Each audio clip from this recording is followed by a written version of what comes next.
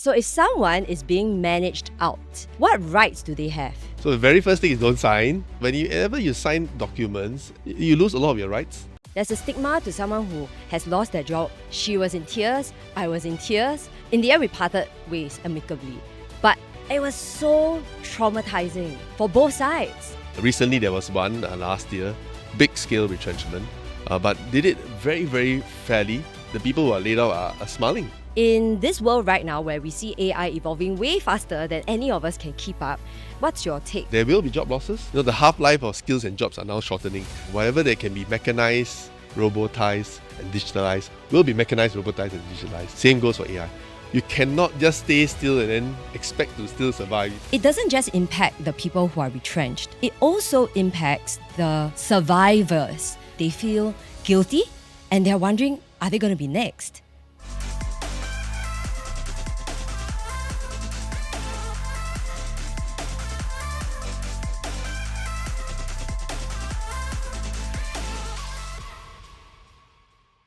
Hi, I'm Shulin and welcome back to After the Bar. Before we begin this episode, do leave us a 5-star rating on Spotify and a like if you're watching on YouTube.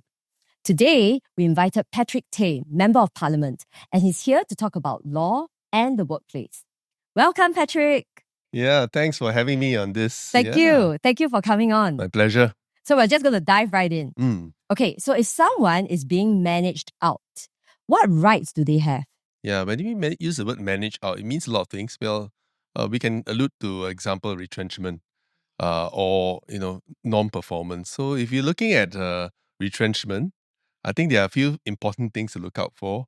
I mean, as a first start, look at your own employment contract. I mean, there must be something inside there that stipulates or explicitly says what your rights and privileges are and also what your responsibilities are, if you are laid off. So that's a good starting point to go to.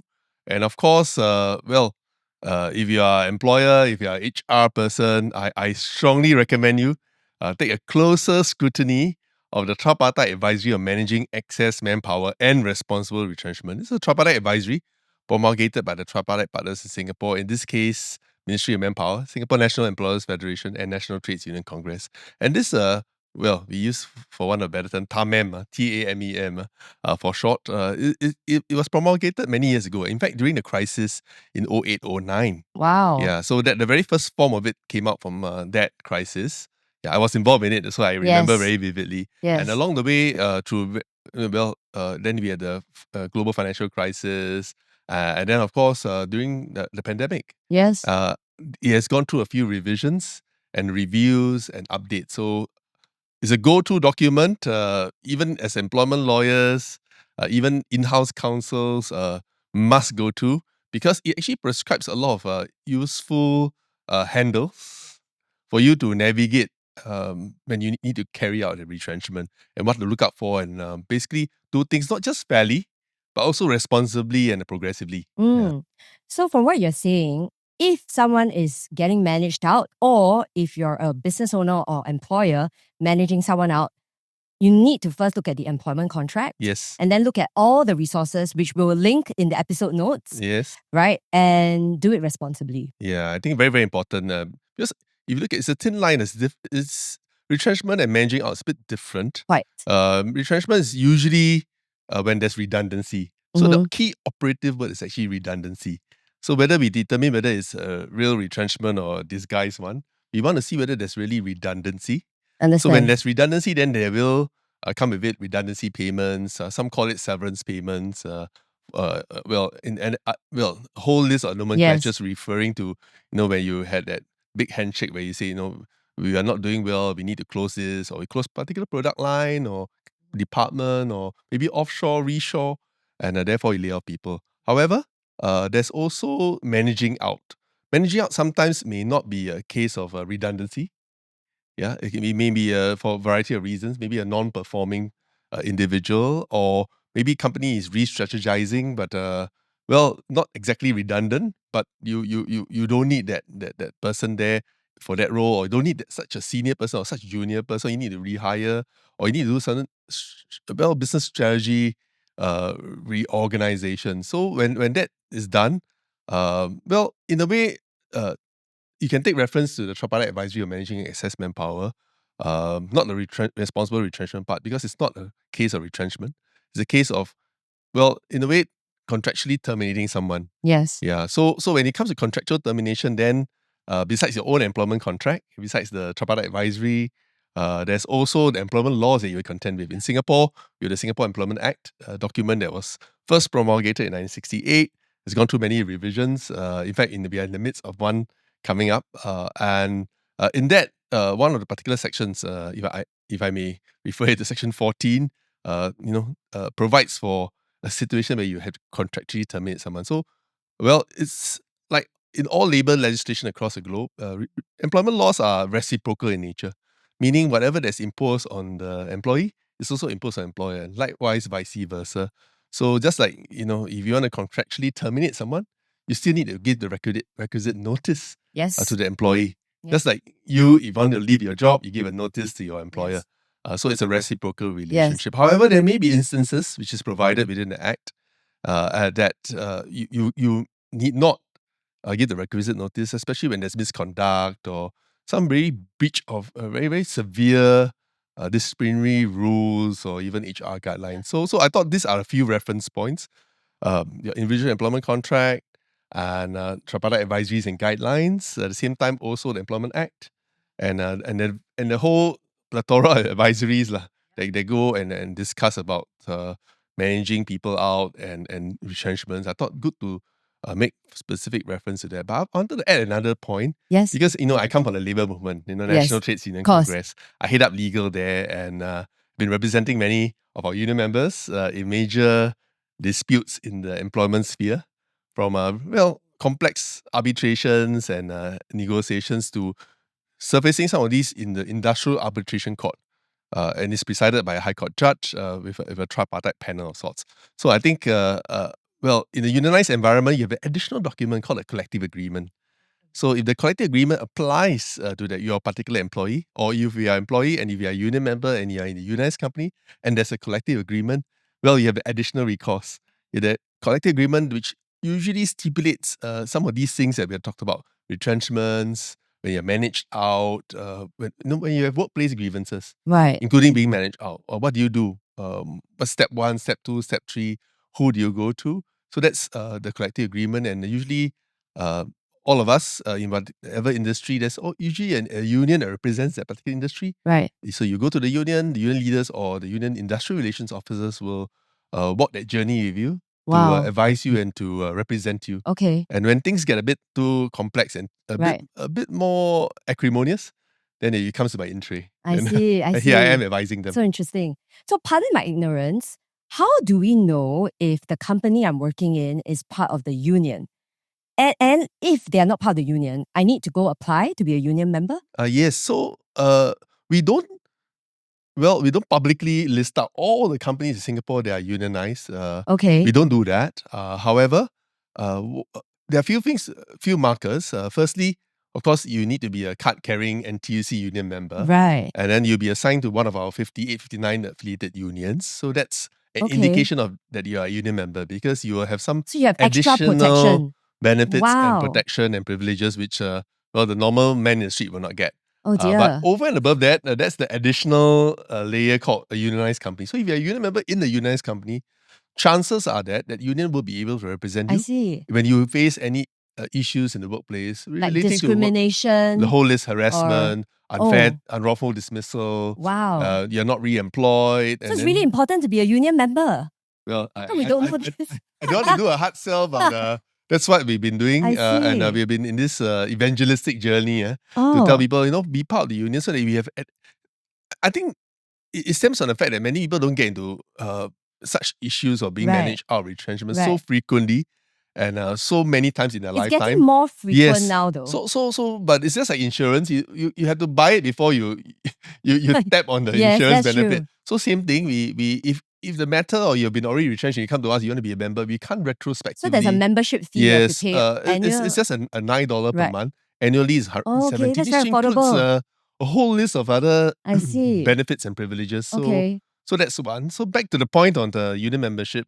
how do you know whether the company is unionized? In most instances, the union will make contact with the employees of the company, and they have regular relations, and collective agreements Right. are an order of court. So it's a public Yes. document, so you can actually access it.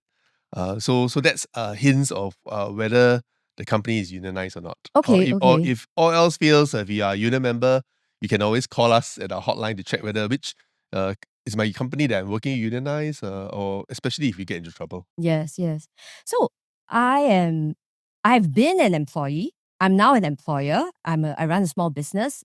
I'm a legal recruiter. So I've seen all kinds of conversations happen. Some good, mostly bad. If you were to let someone go, okay, I'm going to say retrench. Mm. How would you script that conversation? Good point, Shulin. Retrenchment, I mean, I've in my 20-year career in labor movement, I've seen many retrenchments, and it's often a very painful, sometimes embarrassing, sometimes it's not a good experience. Yeah, all sorts, and therefore, whoever is handling it, whether it's the employer, the HR, or even our trade union leaders, I mean, we handle it very sensitively and most importantly, empathetically. Put yourself in the shoes of that person. Well, different people come with different sets of issues back at home, and depending on what life stage they're in, and various other commitments. So it's always a sensitive thing. That's why I referred to the tripartite advisory on managing excess manpower and responsible retrenchment. They have a script. It actually not a script, but it tells you some of the things that ideally you should do as an employer. What are those? I think for example, some of the things that you do, I think early and timely communication is important. Yeah, so we encourage companies to, in a timely manner, inform the employee. Don't tell him Don't let them guess. guess at the very last moment. So therefore, the Ministry of Manpower have now imposed a mandatory retrenchment notification on companies of certain sizes. However, that's post retrenchment. But we in the tripartite advisory and also in our practice, we say you can do it everything legally and fairly. You keep by the books, you just follow by the book. But I don't think that's enough. So to script it well, it's important to do it in a responsible manner and progressively. So what do I mean by responsible and progressive? Because I've actually seen and personally witnessed retrenchment exercises. I don't mention which company. Recently, there was one last year, big scale retrenchment, but did it very, very fairly. Not just fairly, but very responsibly and progressively, such that you don't get angry faces at the end of the day when they are retrenched and laid off. In fact, the people who are laid off are smiling. That's it's very rare. crazy. No, it's rare. Very I've rare. seen a couple of companies. I don't mention names, Yes. but they are multinationals. They have done it, and the employees at the last day of service, don't come and give me the dirty look or scold me or or spew expletives at me, but actually shake my hand and say thank you, Mr. Tay. Wow. For the team for putting in this. And So the only difference is that they involved. yes, I think there are a few key points I thought They to look out involved you. for. That's Yeah, why. I think timely notification. Right. In fact, early notification will be ideal. I think in that company, Early, like 6 months? you're right. 6 months ahead, they knew that they're gonna conduct some exercises, and of course, some companies will say, if I tell my employees, oh dear, they're gonna sabotage me, yeah, and then I think there's always that fear. there's always this fear, but through my decades of experience, companies who do it, correctly, progressively, responsibly, have gained a lot of respect, have gained a lot of reputation as a company's brand, and of course, the employees who are left behind are watching how you do it, and they feel good. That, Yes. wow, this company really has a heart. Yes. They're not treating us as digits. No, you just replace, but really, have a heart to want to do their best. I thought in those cases where the union is involved, because it's a unionized company and involves union members and large numbers of union members, so we are able to then negotiate and discuss the retrenchment package. And lo and behold, in case you're wondering, the labor movement does more than just negotiate retrenchment packages according to a collective agreement. Even if there's no collective agreement, there's still rights conferred on unions to negotiate for it. But more importantly, we help the affected employees to segue to the next job. Right.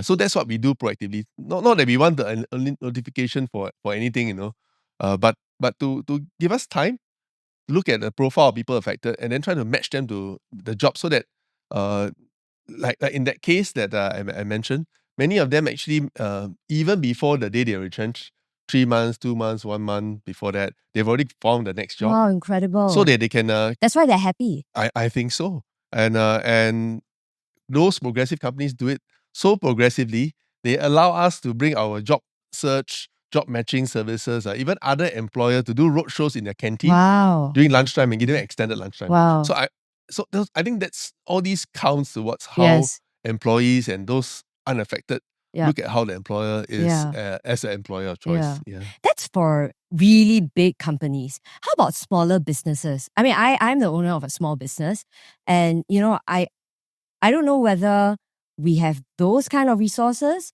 And my question actually is for the small business owners out there, or even people who are working in small businesses, because now we live in uncertain times. I'll say this, right? It's very painful to be on either end, to be the person delivering the bad news, to manage someone out, or being at the receiving end. And I really like what you said. There is a very thin line between retrenchment and managing out. Because very often, in good times, when your business is good, you feel invincible. So you can turn a blind eye to people who are underperforming. But when business is not so good, you have to manage some people out. So it's sort of, is it retrenchment or managing someone out? You will, of course, let the people go who are not performing as well, right?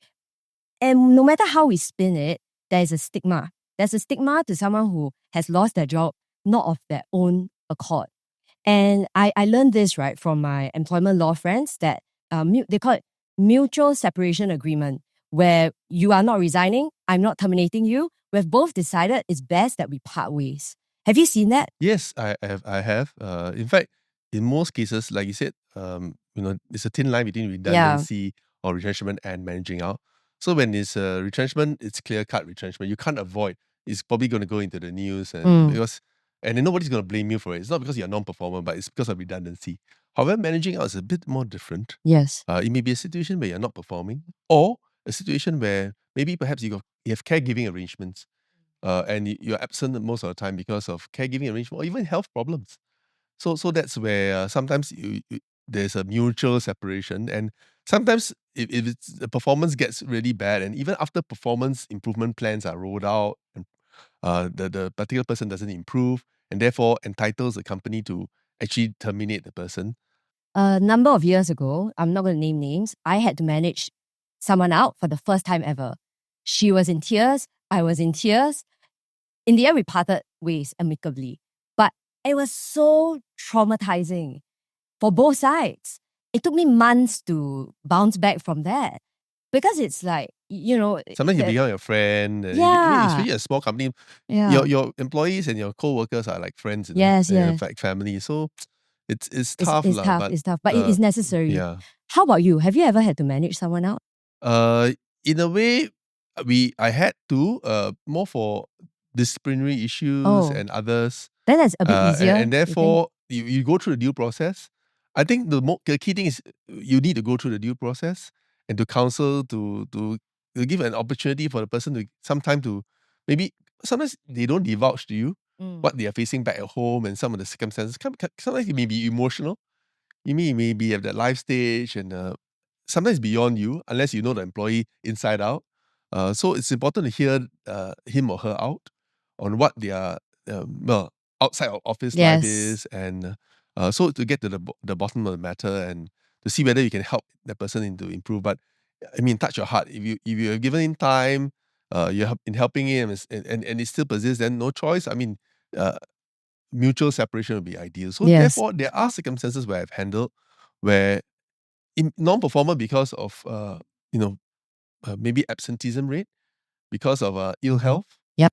Yeah, sometimes back problems and some other emotional issues, and therefore when the company wanted to terminate, I actually negotiate a company. Why don't you do a voluntary withdrawal of service? Let him resign by himself. Yes. Because it doesn't look good when you receive a letter and say you're hereby terminated from your job. Even if you notice, because the next employer will ask you, Yes. why do you leave the previous company? Is it because of redundancy, non-performance? Why were you terminated? Yeah. So therefore, a voluntary withdrawal of service looks, otherwise known as resignation, looks a bit more palatable for the next employer. Yes. And whilst we're on the topic of retrenchment, it doesn't just impact the people who are retrenched. It also impacts the survivors, the ones who are staying in Definitely. the company. They feel guilty and they're wondering, are they going to be next?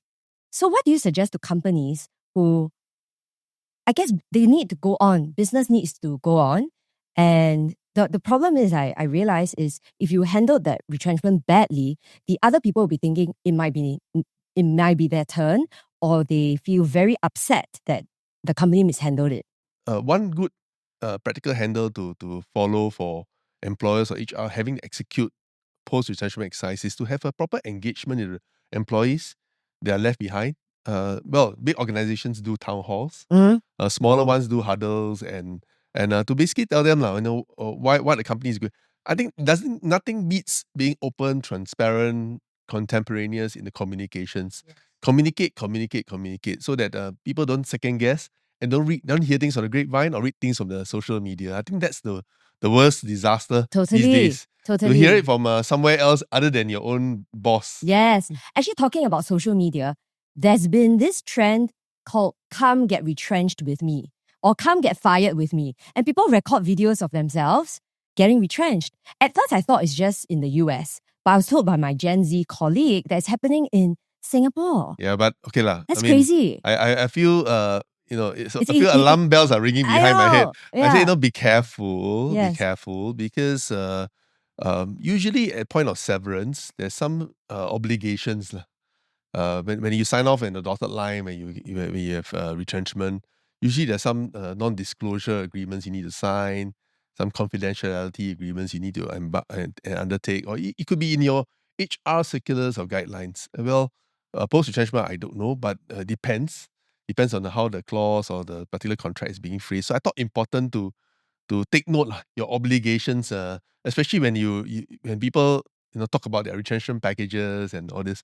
A bit sensitive because different people may have received different amounts and therefore companies usually want you to keep it confidential and reserve their rights whatsoever. So I thought important to flag that and to take note of that. And sometimes the comments you make on the whatever that you video yourself in on TikTok, just be mindful. I mean, there's laws of defamation and companies' reputation to them is very, very important. Exactly. So, and actually, it's the employee doing a disservice to themselves. Yeah, right. Because sometimes in certain sectors, the fraternity is very small. So if you can do that to me, you might do that to the next employer. Exactly. So therefore, employers are also mindful and worry, And these days, to do due diligence, background checks, they check your social media, Yes, and all the other platforms that you are actively on and follow, and so therefore, just be mindful of that. Yeah. So this is going to sound like I'm complaining, but I'm going to share. It's a concern that I think you hear a lot of business owners saying, including the F&B businesses. We're seeing so many closing down, right? So I'm a business owner, right? I'm listening to this and, I want to do right by my employees and I want to hire the best talent. And yet, there are rising costs, rent, salaries. The salary wage limit is going up, right? I heard from my other business owner friends. And what advice would you give to a business owner who is trying to survive? So very, very important. I mean, minus knowing the laws and all the tripartite advisories and guidelines to help you navigate, there are actually a lot of support schemes available in Singapore. I think the biggest challenge is that we are all inundated with so many schemes, so many policies, programs, and sometimes you get a bit overwhelmed, So where do I go to, It seems like everywhere there's something, some grant here or some assistance here. So You're so right. Yeah. I'm clueless You're myself. nodding. Yes. So my suggestion is in the labor movement, we have started outreaching to small and medium enterprises, including micro SMEs and startups. So our advice is that why don't partner us? We help you to navigate. So there are actually resources available. I mean, you don't have to go to the ChatGPT or Google. You can actually search.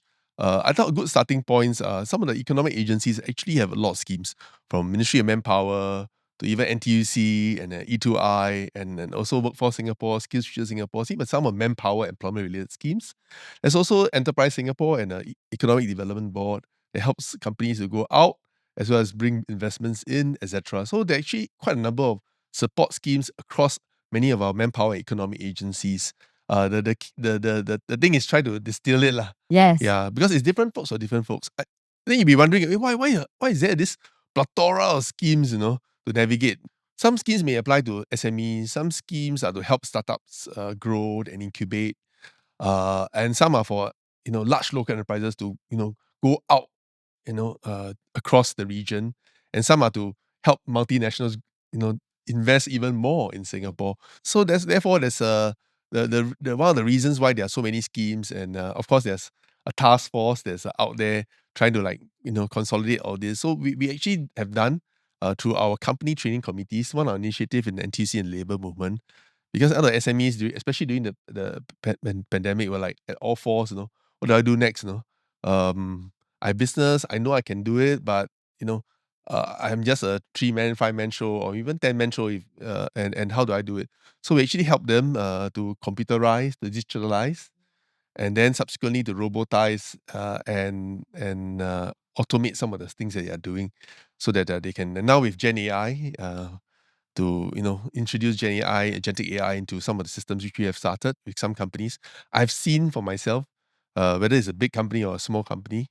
Yeah, don't mention names, but they have benefited, and I've seen actual products on the ground where they have benefited. So don't fret. There's something out there. It's just that you need to take the extra man hours and a bit of a effort lah, to distill what is applicable for you as a so small and medium enterprise, and to then try not to do everything at one go. Go for the big rocks, and some of these schemes have started to be a bit more intuitive and more automatic.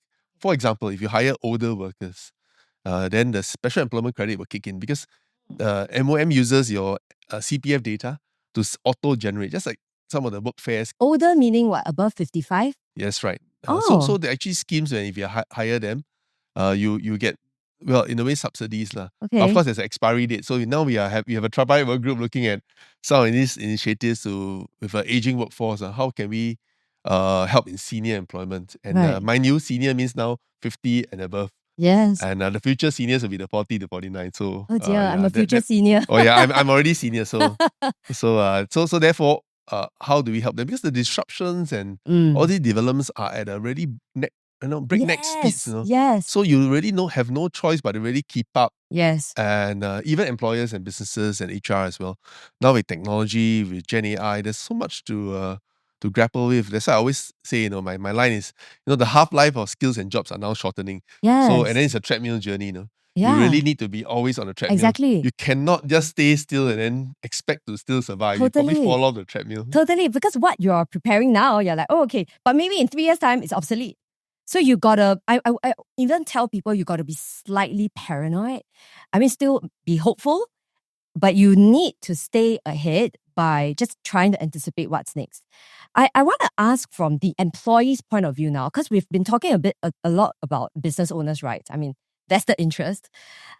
If someone, and I'm seeing that a lot more now, if someone has been let go, managed out, or quit, and has been having trouble finding a job, whether it's been, and some it's quite scary, like half a year, 1 year, 2 years even, what exactly can they do? So, I mean, I'll just share, I'm a recruiter, right? So I do sometimes, I'm surprised lawyers sometimes do get retrenched.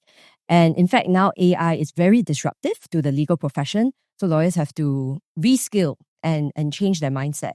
And I know Minister Tan See Leng said, keep an open mind, which that didn't go down so well as you saw the backlash on social media. I wonder what's your take on this? I feel, I feel for the many workers as we are talking now, because say all you want.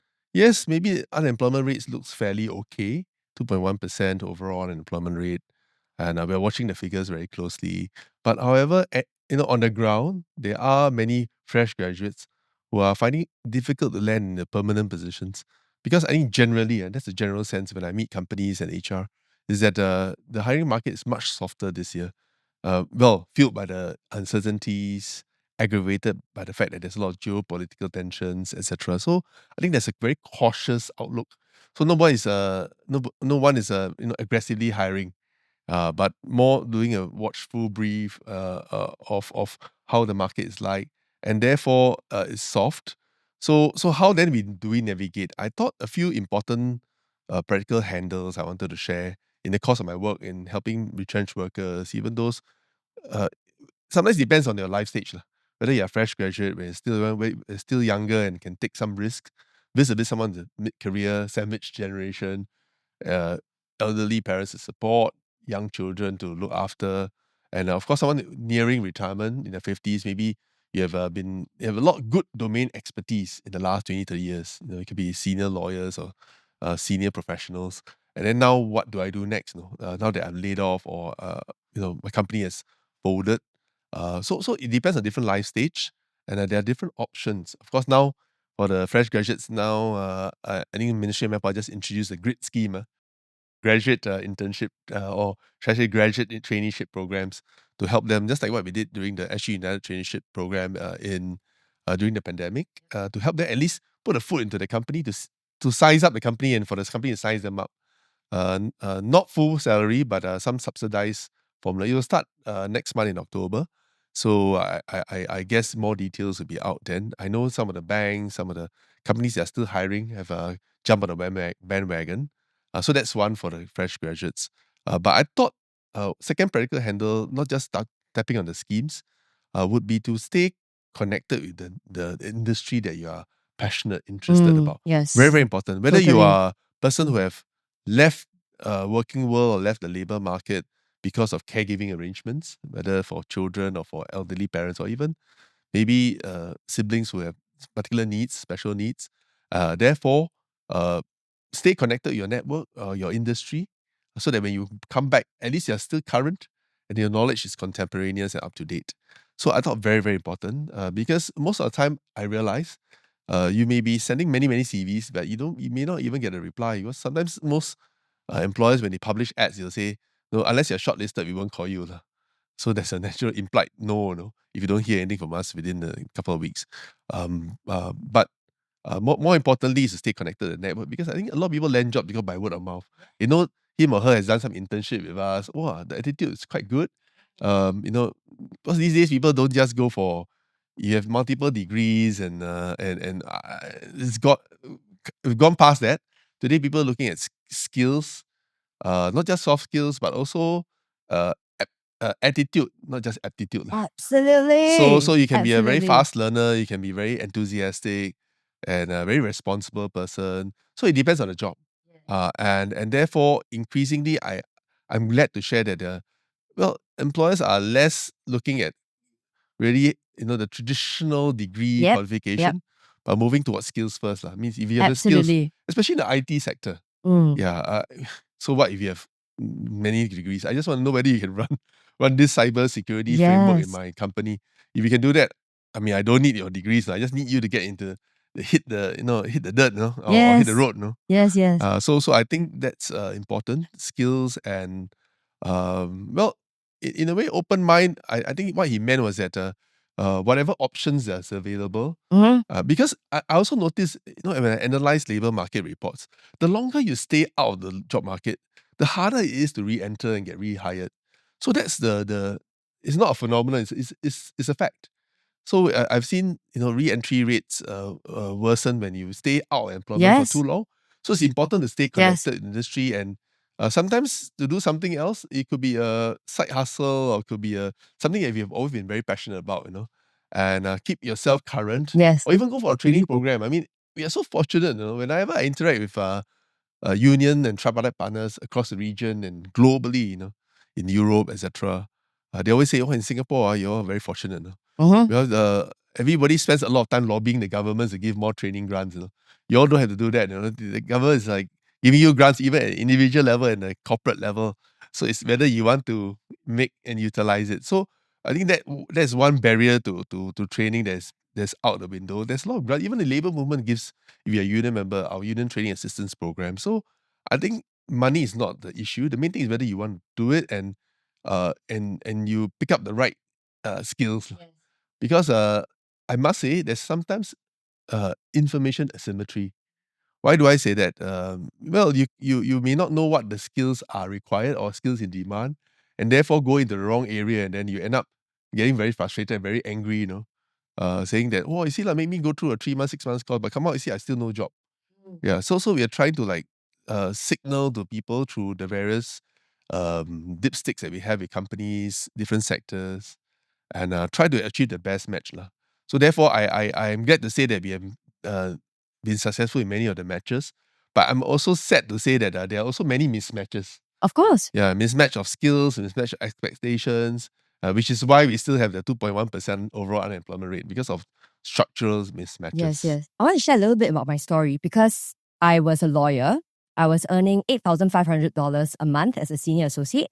And at 27 years old, I decided to quit to be a DPP for 3 months. I tried it. I decided not for me. Hats off to all the DPPs out there. But I took a pay cut from $8,500 to $4,000 a month. And then I became a recruiter. And that was to zero base because it's pure commission. They gave me an advance, $4,000, they matched it, but that's an advance on my commission. So what I'm going to say next might rub the young people out there the wrong way, but I actually believe that if you're unhappy in your job or if you're not able to find a job, you really need to adjust your expectations, right? No one's going to hand you your dream job at a crazy high level pay and you don't have to work so hard. There's no such thing. There are trade-offs. I knew what the trade-off was back then. And because I'm a recruiter now, I also see a lot of young people, they're trying to look for their passion. They've been sold the wrong dream, that you can have it all. I'm sorry, you cannot. If you want high pay, great title, great company, and you don't work so hard, I'm sorry, it doesn't exist. And so to what Minister Tan See Leng said about keep an open mind, I want to unpack that a little bit. From my perspective, it means don't be so choosy, right? And I will say this to a lot of my single girlfriends out there who have not found a boyfriend or husband. If they have been out of the dating game for 2 years, to use your analogy, right? It's just like if you've been unemployed for 2 years, of course it'll be more difficult to get back into the game, right? Of course it'll be more difficult to adapt to the rigors of working life. And of course you're not going to want to sacrifice, okay, if you're a single girl, you don't want to sacrifice your freedom, right? You don't want to have to accommodate to someone else. And that's why, of course, I love my single friends out there. Please, don't come for me. And the bigger your social circle and network, the better. Yes. chances. So keep an open mind. And there's no perfect job. Just like there's no perfect husband or wife. So very, very right in the sense that always important to stay connected. Widen your social circle, widen your networks, and stay connected in industry. Well, whichever industry you're in and are passionate about. And something I believe very, very strongly is something called second skilling. I talked about this a couple of years back, and I still verily believe that we should always have a second skill. Yeah. That's like you're a lawyer, right? But your second skill, headhunting, And now podcasting. Oh yeah, that's third skilling, Yeah, but I thought two deep domain skills would be very useful because I've seen the likes. For example, like the global financial crisis. I see a lot in the financial sector got laid off, but some of them actually bounced back. Why? Because I remember two persons. One of them had very strong IT graphic skills, so he could do like that as a side hustle or his free time. He likes to do like all these images, digital images. So he kind of like pivoted to do digital marketing for some companies. Coming out nice EDMs and ads. So I thought that would be a good pivot. Another one also in the financial sector actually was very, very strong in counseling skills. She was actually sort of like a counselor, a pastoral member in the church. So she actually had that passion, weekends I actually do pastoral counseling. Wow. So the person now today, in fact, immediately after moving from the financial sector, actually took up a postgraduate counseling program, and now is a full-fledged counselor helping in the social service. So I thought Wow. having a two deep skills, Yes. what I call second skilling, is extremely useful. So what's your second skill? Yeah, actually I have quite a few. I mean, of course, I'm in the labor movement. Yeah, I would say personally, of course, I dabble in lots of things as a young person, but I would say Of course, in the labor movement, I head up legal. I wear a couple of hats. Legal will be the core skills, but because in my first career as a police officer, Oh, yes. yeah, you forgot, huh? Yes. In terms of crisis management and handling very difficult, very dicey situations, high risk situations, I'm quite in terms of safety and security, I'm quite strong in that space. So high risk meaning you had to hold a gun. Of course, not just a gun, a machine gun. Whoa! Yeah, I won't go into the details. Yeah, well, you can watch some of the Crime Watch series and Wow! Were some you of the there? yeah, I was in a couple of the Really? I series. must go find them. Yeah, to Okay. showcase some of the things that we do and some of how we uh, serve as a deterrent to the would-be criminals. Right. But actually, one skill actually I particularly enjoy is teaching. Yeah, I noticed when I guest lecture at some of our IHLs, pro bono lah. And even through Pro Bono SG, I'm constantly at many of the legal primers, and even internally, I do counseling and mentoring sessions with and sharing some of the best practices and skills. So when you talk about counseling, and if it's, say, a younger person who's looking for a job or very unhappy in their job, what kind of counseling advice would you give to them? Because it's actually not helpful for them to hear from me to say, well, you need to adjust your expectations, right? For me, I am worried about the next generation. I thought there are a few channels. If you want a free resource, come to our Employment Employability Institute or even Workforce Singapore, where there's actually employability services. So they actually sit you down and let you go through some personality tests and see where your strengths, where your weaknesses, Yes, I and believe also in then that. share with you where the opportunities are and keep you Oh, connected to some of these opportunities and openings. So that's one way of assessing almost, I would say, FOC services. And of course, you can also hire a private coach, or and that's one of the coaching services that you can hire. I don't know that I'm not familiar with the rates. I mean, probably shouldn't you be more familiar, but that's another way of right. navigating, particularly those who are mid-career PMEs. Yes. So that's why NTUC and Labour Movement we're going to start something new. We call it the mentoring service. So it's not coaching in that sense. It's more mentoring. So we find that we gotten some of our management or good performing industry leaders. We bring them down and be part of our network so that they can give back and to help those people that come after them. So we actually have started building a group of mentors, industry mentors in different fields, in different sectors, from manufacturing to financial to public sector, so that if you are part of our network, you can tap on these services. Oh, that sounds Find very yourself special. a mentor. Well, so it's mentoring. So mentoring and coaching is quite different. Yep. But this is more mentoring to give you generic advice, to steer you and to tell you, if you want to grow in this sector, that's roughly the trajectory you need to take. Yes. Okay, so Patrick, let's talk about the Employment Act. Yes. So what are the upcoming changes that we can expect? Yes, so the Employment Act, now we just started the tripartite work group to review the Employment Act. I'm part of it, yeah. And I had the good fortune of being involved in the last two iterations. The very first amendments was effective 1st April 2014. There was one round that I was involved in, and the second round was the 1st April 2019, 5 years apart. Today, we are talking about almost more than 5 years apart. It's coming to 7-8 years already. So we are a bit behind time because the Employment Act needs to keep pace with our changing demographics, changing median wages in Singapore, and also to make sure that the piece of legislation actually protects, actually benefits the working populace. So very, very important. That's why we are embarking on this review. We are now in public consultation stage. So if any of you are tuning in want to give views, the drawing block is still a clean slate. Amazing. You can add on your wish list. Well, I have some wish lists, but I always remind them, in Singapore, we have a tripartite system, which means employers, Ministry of Manpower, and NTUC. We come together to discuss practically every single policy program and legislative change when regards to manpower, labor, and employment. So actually, if you look at Employment Act, sometimes people will curse at it and say, hey, why is it so unclear? Why is it there's a lot of lacunas here and there? I wouldn't say it's intentional, but we leave it open and sometimes flexible to allow parties to negotiate and to discuss what's best. through the collective agreement or to some form of agreements. That's one reason. The other one is also is a very negotiated outcome. The areas. Why? Because we want to achieve a win-win-win for everyone. Yeah. Why do I say win-win-win? Not just a win for Ministry of Manpower changing the laws and making sure it's relevant and representative. At the same time, also a win for the employers and the workers. Workers get better protected. Employers also will have some more clarity in when they execute certain things. That there's still some leeway, so that they don't make it very rigid and they can't move. Firstly, is Section 18. A lot of people complain about Section 18. Section 18 involves transfers.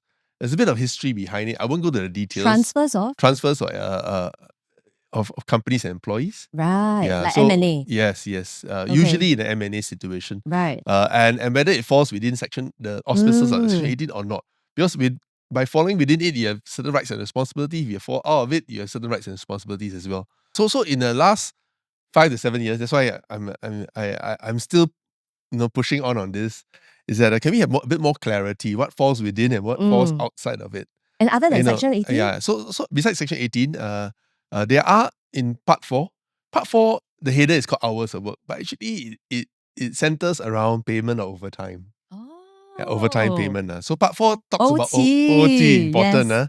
Yeah. And we had one round of amendments, or a couple of rounds of amendments the past couple of years, the last 2 iterations. But this time, because rising wages, median wages have gone up quite a bit. Yes. So we are seeing whether the definition or the coverage of the Part 4, to example, non-work men earning up to 2006, 2007, what is the right amount?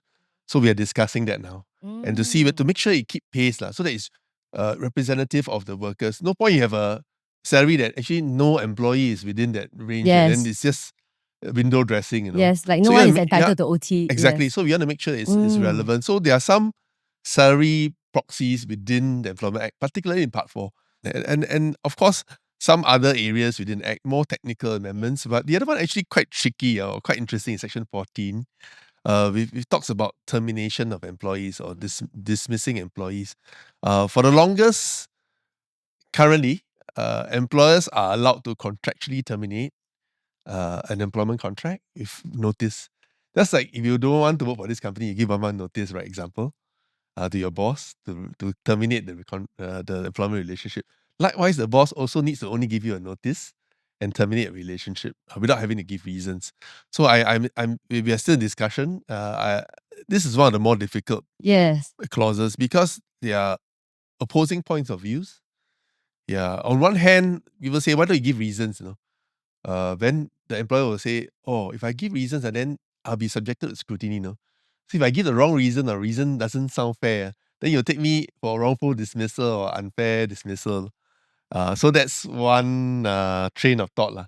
And then the other train of thought is, if I give reasons and I say you're a non-performer, it will stick with you for the rest of your life, Yes.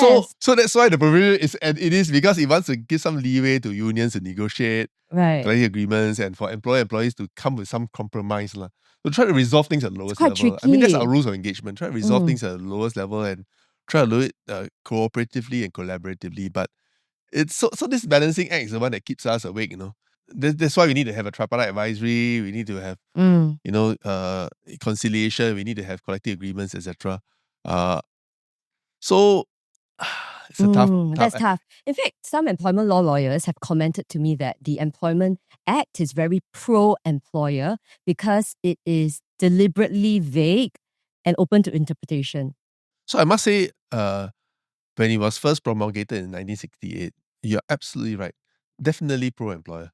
It's a capitalist piece of consolidating laws. In fact, when the Employment Act came out, the unions had a hard time as well, because it's quite pro-business then, because we were trying to survive as a country many years ago.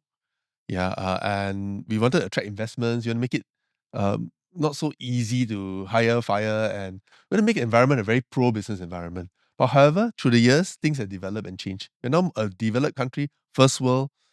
Even our employees, in terms of diversity, in terms of how cosmopolitan we are, and the Employment Act is blind to nationality. Yes. So everyone is covered within the Act, and therefore, in a way, we also, the Act has taken a bit of a few rounds of reviews and amendments, And I would say now it's more center than more right. How about contract workers or gig economy employees? Are they also covered under Employment Act? Well, it's a long discourse, but all I can say is gig workers is it's one of those terms used Yes. in quite loosely. Yes, like freelancers. But in essence, legally, I mean, they are contract for service by choice most of the time. Sometimes increasingly, sometimes no choice. But they want to provide their service, and therefore they are not in an employment relationship. So therefore, employment laws don't apply to them. Yeah, the employment laws, including the Employment Act and many other pieces of legislation, don't apply to them. Even trade unions don't apply to them. However, we have passed a landmark piece of legislation last year called the Platform Workers Act. Yeah, now platform workers, meaning you work for one of the delivery, private hire, or even food delivery or dispatch companies that are platform based, what we call platform companies, will be protected now for a few areas. For example, union representation. We can now form platform work associations and represent them. They'll be covered under WICA, the Work Injury Compensation Act, and also the CPF obligations will be imposed on them, of course, at a different percentage, at a different funding. So these are some of the radical breakthroughs that we have done the last year. So they can be delivery, they can be private hire, they can be insurance agents, property agents, even freelance cameraman, crew, photographers, etc. So it's a big group, and therefore, when they need help, now we have identified the platform workers, but the others that have needed who need help because they are gig arrangements. They still can go to TADM, Tripartite Alliance for Dispute Management, for voluntary mediation. Else, they can go to the Small Claims Tribunal to make some claims whenever failure to pay. Most of the time, failure to pay and a late payment from their buyers of their services. Other than those contentious issues, are there going to be other contentious issues to do with the Employment Act? So the Employment Act, there are many things. I think we probably have to prioritize. Go for the most important ones. That's why we are doing this public consultation, and we are in this big journey in the next 6 months to a year to hear from trade union leaders, to hear from workers on the ground, and to consult public, even employment lawyers and HR practitioners. If you have any inputs, feel free to drop the common line. I think it's an email address either on Reach or with Ministry of Manpower. Then you can give your views. What is one clear sign you will look for to know that, all your review and all your discussions has made meaningful change? When you have lesser disputes over those issues. Because currently there's always question marks. And when it gets okay, I mean, we can't resolve them at the lowest level, at the company line. And sometimes we refer it to Ministry of Manpower, sort of like an arbiter and conciliation. I mean, we try to avoid going to industrial arbitration court because that's public hearing and it's going to be very acrimonious and bad for reputation, particularly for the companies. And likewise, we also don't want to frivolously bring claims up. So we try to resolve them, we try to rationalize them. And now we have the Employment Claims Tribunal. So that's also another platform where you can get good jurisprudence out of, how things will be decided if it goes by this track. Patrick, you sound like a very optimistic person. So am I. So with AI, there are two schools of thought. AI is making us lose our jobs. They're coming for your job versus, wow, AI is creating more opportunities. In this world right now where we see AI evolving way faster than any of us can keep up, actually, what's your take and what advice would you give to someone who's listening in? Yes, there are many reports, from World Economic Forum to all the major consultancy companies.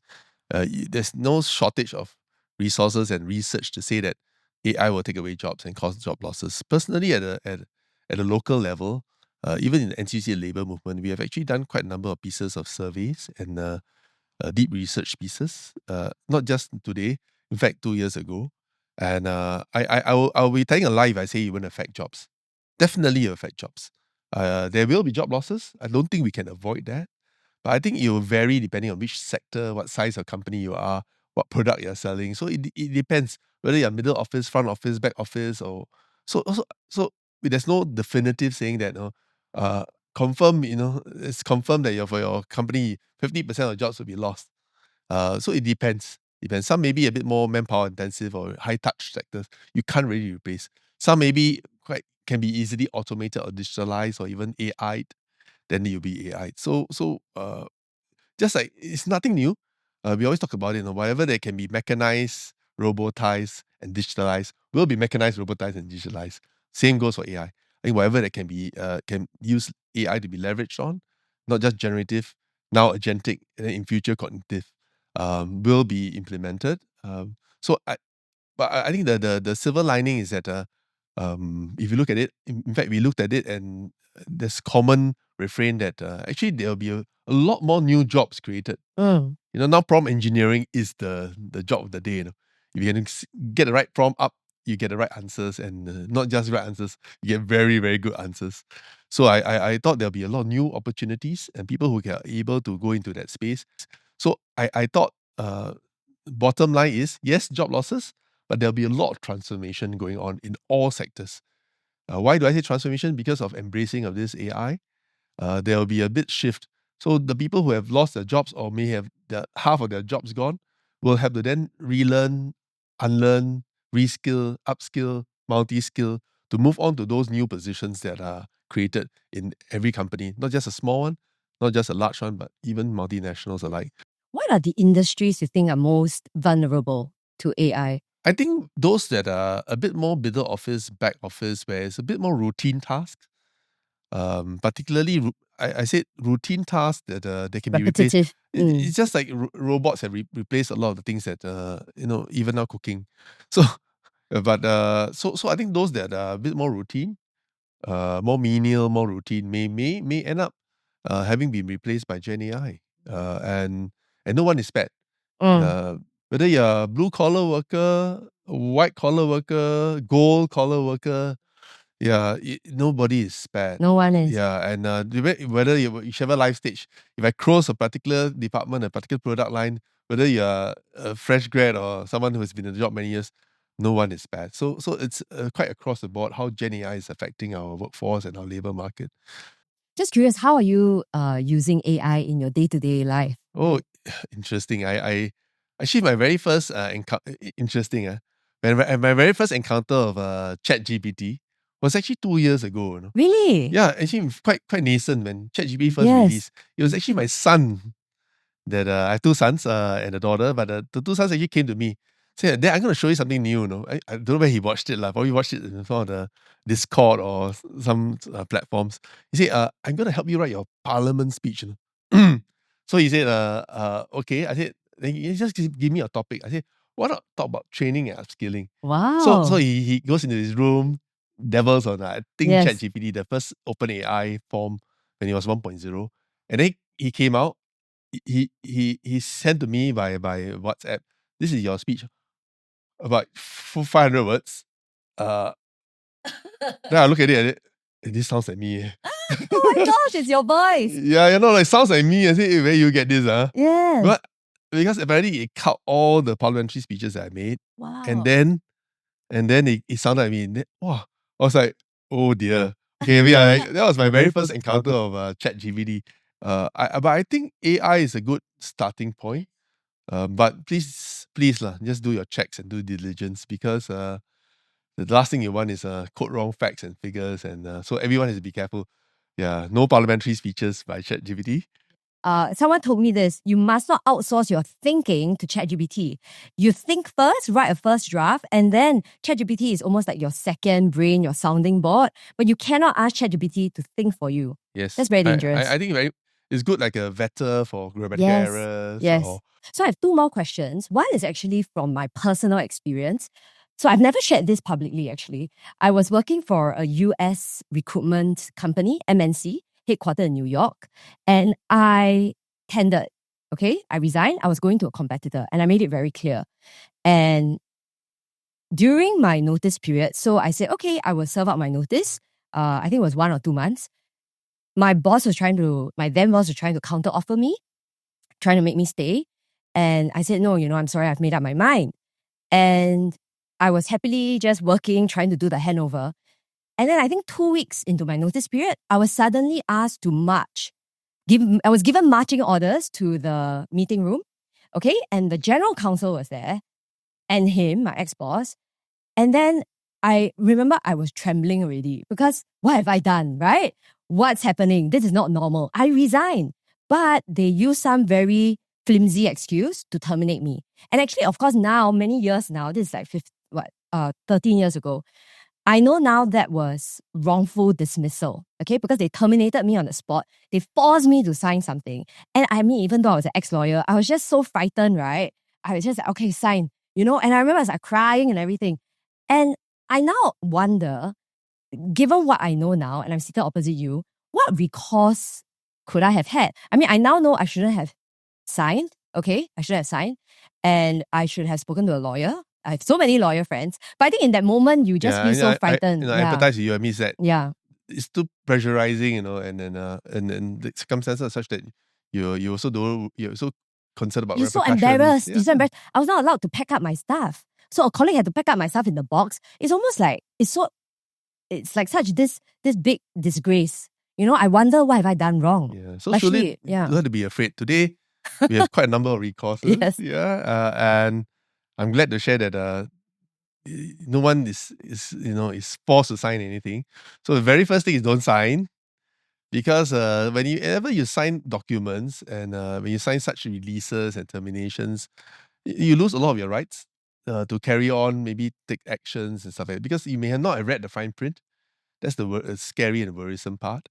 So don't sign anything. Of course, if you are a union member and a unionized company, come to the union. We'll help you walk the journey with you to make sure that they do it fairly and responsibly and in accordance with law and a collective agreement. So that's one way. Of course, now today, with the Employment Claims Tribunal, as well as the Tripartite Alliance for Dispute Management, not that we want to take away the jobs of lawyers. If it involves a very large amount of claim, large amount of salaries owing, my suggestion is go to a counsel, employment lawyer to exercise the civil rights through civil litigation. However, we've created the Employment Claims Tribunal and the Tripartite Alliance for Disputes Management, not for fun, but because we recognize that some people may need, over example, a notice pay of 1 month, for example, it could be $7,500 or $8,000. You may want to engage a lawyer and burn a hole in the pocket by. Unfortunately, some of the filing fees and court fees were already set you back quite a bit. So with the Employment Claims Tribunal and the Tripartite Alliance for Dispute Management, that will be your first go-to. Yeah, so TADM exists for you to file your dispute, and particularly non-payment, wrongful dismissals, anything that's salary related, including wrongful dismissal. They've expanded this couple of years back when they amended the Employment Claims Act. So you can go there for your first recourse, and they'll try to mediate where possible. If it's clear-cut, an employer's fault, they'll try to get the employer in, and then, this is, not in accordance with law. If it escalates, it doesn't look good on both parties. So most of the time, majority of claims actually can resolve at the TADM level. However, there are some that maybe either the employer very insistent not to, they think that they are on a moral high ground, they want to go Employment Claims Tribunal, so be it. So the Employment Claims Tribunal is presided by a state court judge, usually a district judge or a magistrate, and then hear the proceedings and then adjudicate. Yeah, so that's the few routes. There's also back to the union route, because I've been handling many cases on wrongful dismissal. The wrongful dismissal situation in the unionized environment for union members is slightly different. If you're in a unionized environment and the union can represent you, we can assist you in filing what we call a Section 35 claim. It's a wrongful dismissal, and the Minister of Manpower actually presides over this and decides over this. So that's one recourse. However, if you are not in a unionized company, but you're a union member, TADAM will give you special green lane. Now, TADAM, we have some of my NTUC colleagues actually based in TADM, Tripartite Alliance for Dispute Management. So when we triage at the onset, when you walk in or you file a claim, and you're a union member, we will try to walk the journey with you and try to help you resolve at the lowest level. So it's sort of like a special priority membership. So basically, there are options for anyone who feels like they were wrongfully dismissed. But sometimes also, if I put myself back in the shoes of my 27, 28-year-old self, I don't want to go to all that trouble also. And I'm worried that there might be a black mark against me it might prevent my future employer to look at me favorably. Is there a public record of all these things? Unfortunately, I don't think there's a public record of all this. Yeah, so you depends. I say this with a caveat because certain sectors, for example, like financial sector, where fidelity is very important. Certain level of compliance requirements. So if you are terminated for a certain job in the financial sector, maybe perhaps due to maybe breach of data confidence or confidentiality, etc., it may affect you because there may be a sort of a register of sorts maintained by a Monetary Authority of Singapore. So that's a regulated profession. So in regulated professions, yes, there might well be certain sort of like a public register, either maintained by the agency, the law enforcement agency, or some other agency that runs that particularly more regulated sector. However, in general, where they are non-regulated, there's no really a public record. But like I said, having a voluntary withdrawal of service that we chat about is better than a termination letter because Totally. the next employer is going to ask, Yes. So I guess the message to the Mm. employers or employees listening out there, if you can part ways on a good note, that's always best for both sides. Yes, ideal. I Mm. mean, you don't want to, you don't want to burn a bridge after you cross it. No, at the same time, also, Singapore is a small place. The world is an oyster, but it's especially certain fraternities, for example, certain industries where they're very close knit. So I thought good to always leave on a good note. What goes around comes around. Yes. Likewise, also for employers. Totally. So it's a reciprocal thing. Totally. Agree. So my last question is, change is here, whether we like it or not.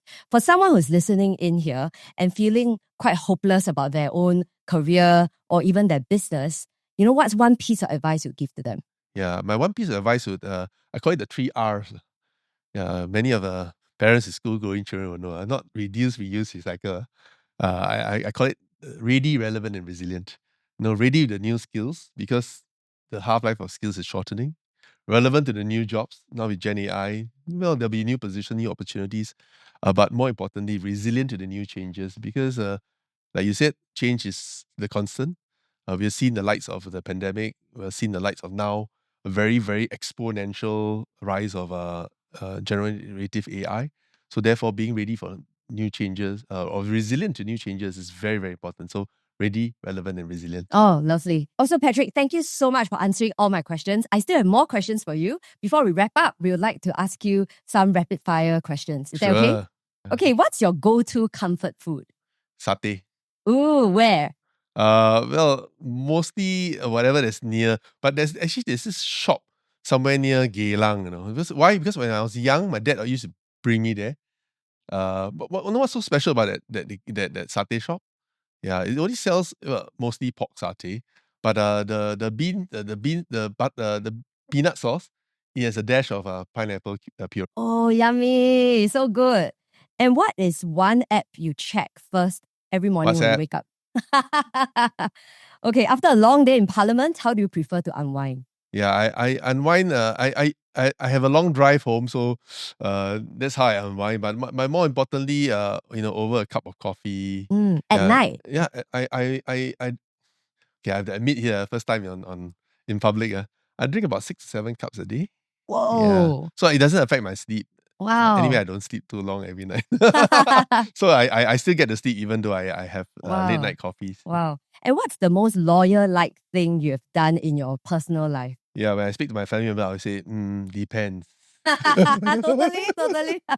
What's your favorite song? My favorite song. I love so many songs. I have different genres that I like, from canto pop to rock to classical to pop. I wouldn't say the one favorite song, but I like Guns N' Roses though. Oh, nice. Yeah, so anything Guns N' Roses would be good. Nice. And what's the worst career advice you've ever heard? First, just stay where you are. I like that. As a recruiter, I can resonate. And what's one piece of change that you are still trying to navigate yourself? Oh yes, definitely the agentic AI thing. I Yes. just signed up for a primer on it. To generative AI, we have gotten some updates, but Yes. agentic and then now cognitive. So Yes. trying to stay abreast Not ahead, abreast. Yes, same. I'm going to sign up for some prompt course using the Skills Future. Yeah. Yes. Yeah, you're right, no? Yes. Our Skills Future $500 for those who have it will expire end of this year, 31st December. So. Okay, thank you for the reminder. What's the first thing you think of when I say the word bar? Bar. I think of liquor, you know. Thank you so much, Patrick, for coming. I really appreciate you sharing your insights on the Employment Act review and what it means for employees and employers navigating these challenging and changing times. We've covered a lot this episode, from why the Employment Act review is overdue to what changes we might see and how both employers and employees can prepare to navigate the shifts ahead. Whether you're employer or employee, staying informed and prepared will be key in the months ahead as the tripartite discussions unfold. Change is coming, but I hope that with this episode, we can ride the wave rather than be overwhelmed by it. If you've enjoyed this episode, please be generous and share it with all your friends, your family, your colleagues. Don't forget to rate and review the podcast. And you can follow me on LinkedIn for more updates and insights. Thank you for listening and joining us next time on After the Bar to find out what could be in store for us as the future of work continues to evolve.